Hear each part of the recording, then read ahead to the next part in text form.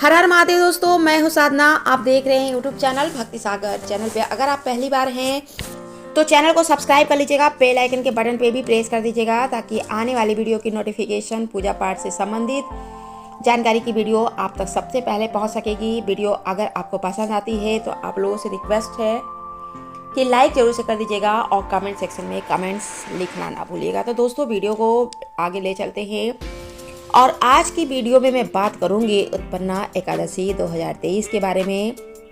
जानेंगे इस एकादशी के महत्व के विषय में, नियम के विषय में, इस एकादशी की जो है पौराणिक कथा, पूजा विधि और इस दिन किए जाने वाले कुछ विशेष उपायों के बारे में। तो दोस्तों, चलिए वीडियो को शुरू करते हैं। साल में 24 एकादशी आती है। हर महीने में जो है दो एकादशी पड़ती है, एक कृष्ण पक्ष में और दूसरी जो है शुक्ल पक्ष में आती है।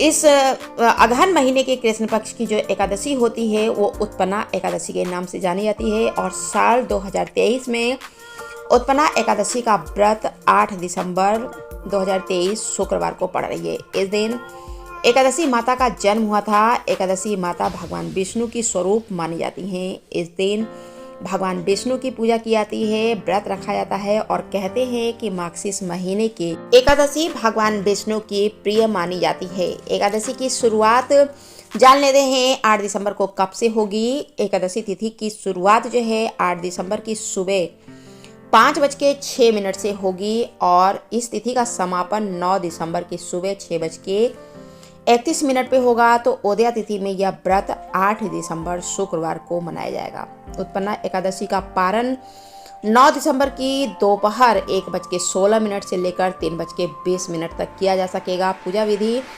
एकादशी वाले दिन आपको सुबह जल्दी उठना है, स्नान आदि करके जो है सबसे पहले सूर्य देव भगवान को आधार देना है। उसके बाद अपने घर के मंदिर में आ जाना है और भगवान विष्णु की प्रतिमा का अभिषेक करके जो है भगवान विष्णु की प्रतिमा के समक्ष जो है आपको एक दीप प्रज्वलित कर देना है।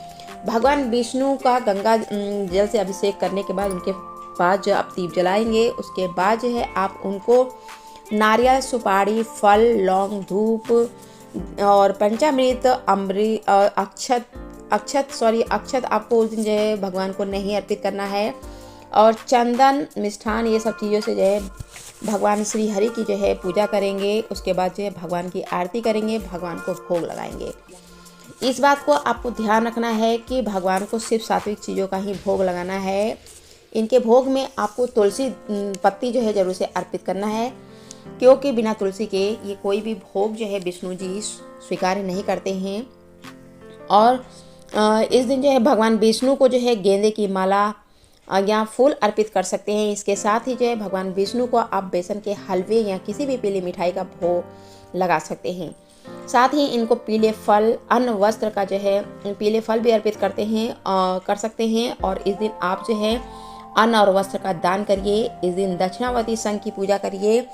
शंख में जल भरकर जो है पूरे घर में छिड़काव करिए। इस दिन भगवान की पूजा करने के बाद आप पीपल के पेड़ की पूजा करके कच्चा दूध अर्पित करिए। एकादशी की शाम को जो है घी का एक दीपक जलाइए और घी का दीपक जो है आप घर में भगवान विष्णु के समक्ष उस दिन जलाते हैं तो घर में सुख और समृद्धि आती है। इस दिन व्रत करने से सभी पाप जो है नष्ट हो जाते हैं। वहीं इस व्रत को करने से सभी यज्ञों का फल मिलता है। उत्पन्ना एकादशी के एक दिन पहले ही दशमी की तिथि की शाम को भोजन करने के पश्चात आपको अच्छी तरह से अपने तीर्थ को जो है साफ कर लेना है ताकि मुंह में जो है अन्न का कोई अंश भी न रहे। ब्रश करने के बाद आपको कुछ भी ग्रहण नहीं करना है।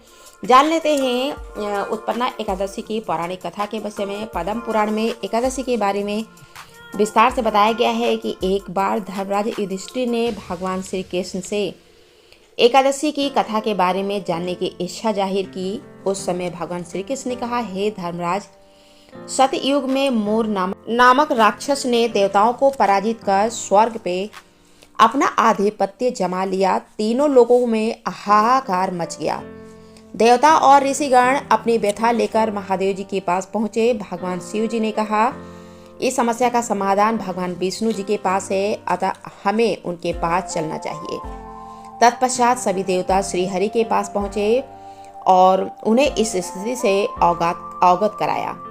कालांतर में श्री हरि ने असुर मूर के सैकड़ों सेनापतियों का वध कर विश्राम हेतु बद्रिकाश्रम चले गए। सेनापतियों के वध का समाचार पाकर मूर क्रोधित होकर बद्रिकाश्रम पर पहुंच गया। उसी समय भगवान श्री हरि विष्णु के शरीर से एक कन्या उत्पन्न हुई। तभी कन्या और असुर के मध्य भीषण युद्ध हुआ। इस युद्ध में कन्या ने असुर मूर का वध कर दिया। जब भगवान श्री हरि विष्णु निद्रावस्था से जागृत हुए तो कन्या के कार्य से प्रसन्न होकर कन्या को एकादशी के नाम से संबोधित किया और एकादशी की तिथि को प्रिय बताया। तब देवी देवताओं ने कन्या की वंदना की और कालांतर से एकादशी के दिन श्री हरि की उपासना की जाती है। उपाय: इस दिन आप अनाज का दान करिए। इससे किसी भी मुश्किल का सामना नहीं करना पड़ता है। अगर कोई आपका कारोबार है जो किसी वजह से चल नहीं रहा है तो इस दिन आप भगवान विष्णु जी को गुंजा का फल अर्पित करिए। इस दिन भगवान विष्णु का दक्षिणावर्ती शंख से स्नान कराने से घर में जो कलह क्लेश होते हैं वो खत्म होते हैं। दोस्तों, वीडियो में इतना ही। मिलते हैं आगे की वीडियो में कुछ नए विषय के साथ। धन्यवाद।